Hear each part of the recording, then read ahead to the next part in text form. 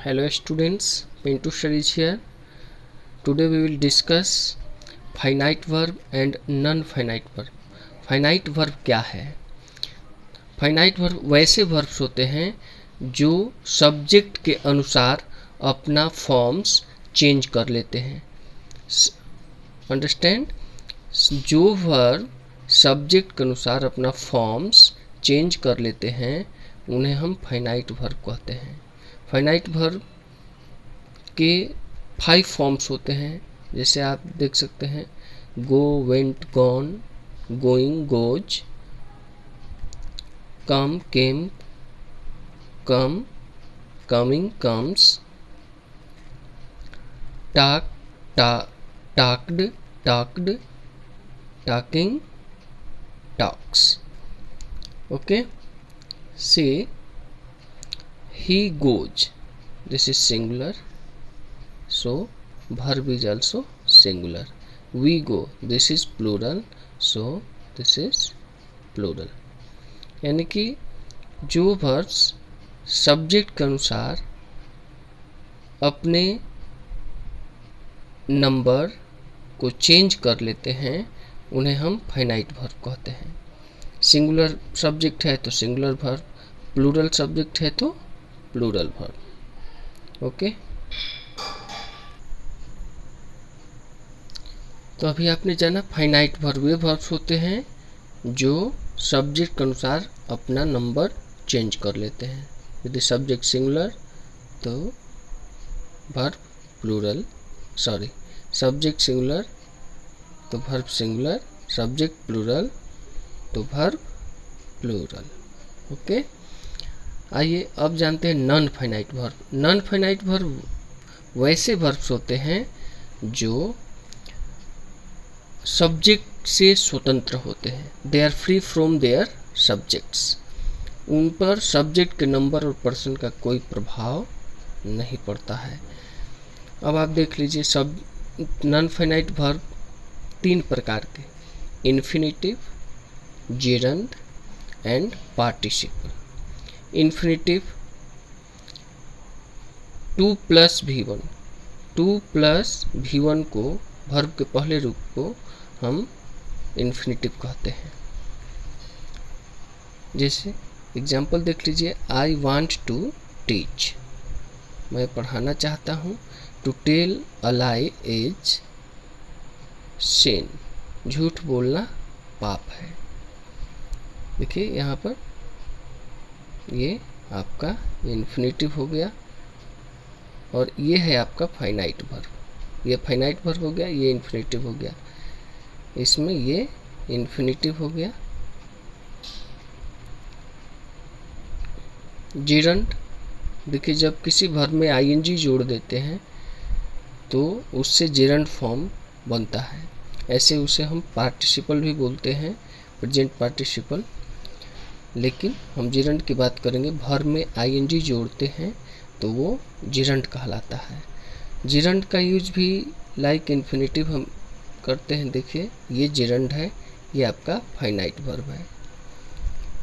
यहाँ पर देख लीजिए ये जेरंड है और ये फाइनाइट वर्ब है. ओके, ये आपका जेरंड है. हम इनको देखेंगे कैसे यूज करते हैं. पहले देख लीजिए थर्ड फॉर्म जो है वो है पार्टिसिपल. देखिए यहाँ पर broken participle, third form of verb भी कहते हैं इसको. तो पार्टिसिपल जो है ये एज एन एडजेक्टिव यूज हुआ है यहाँ पर. ब्रोकन चेयर, टूटी हुई कुर्सी. Okay, this is participle.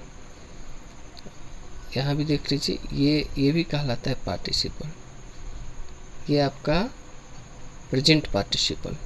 Running बस, ये भी एज एन एडजेक्टिव यूज हुआ है. चलती हुई गाड़ी, चलती हुई बस. ओके, अब हम लोग द यूज ऑफ इन्फिनिटिव पढ़ेंगे. इन्फिनिटिव क्या है देख लीजिए, 2 प्लस V1. ओके, तो देखिए इन्फिनिटिव का यूज एज अ सब्जेक्ट.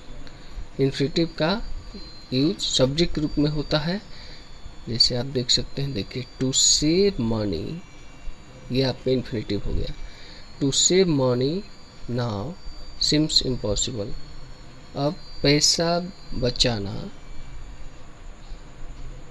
असंभव मालूम पड़ता है। To lean out of the window is dangerous, खिड़की से बाहर देखना, खिड़की से बाहर लीन होकर के देखना खतरनाक है, खतरनाक होता है।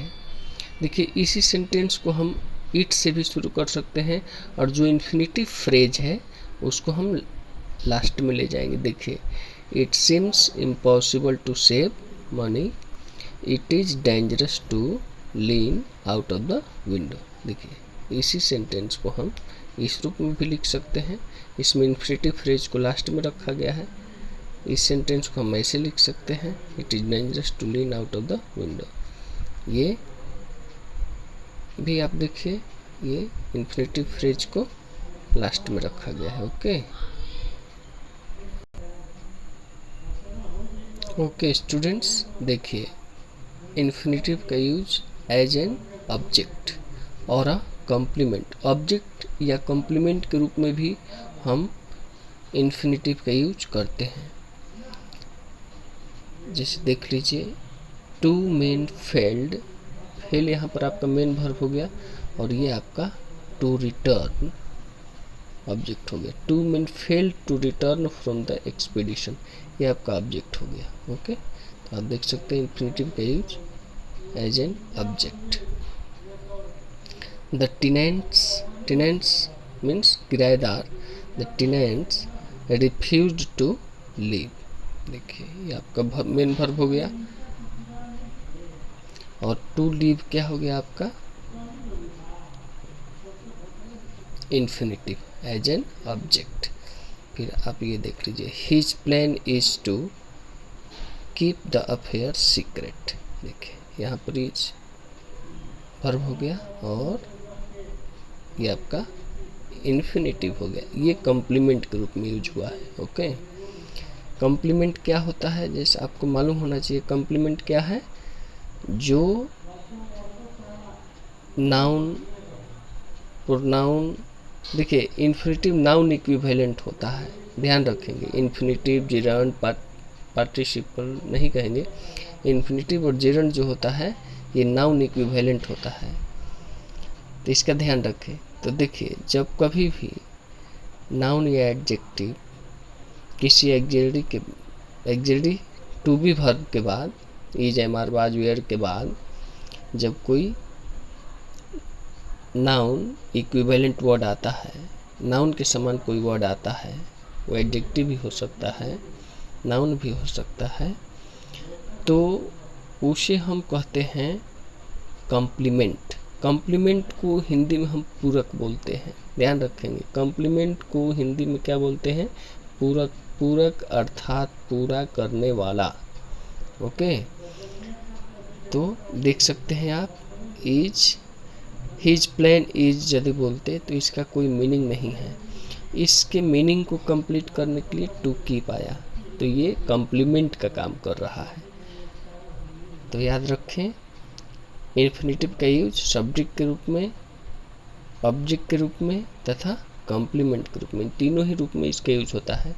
हम विशेष स्ट्रक्चर नेक्स्ट वीडियो में देखेंगे, तब तक आप इसका ध्यान रखें। इन्फिनिटिव क्या है, इन्फिनिटिव का यूज क्या है, ध्यान से देखें, समझने की कोशिश करें।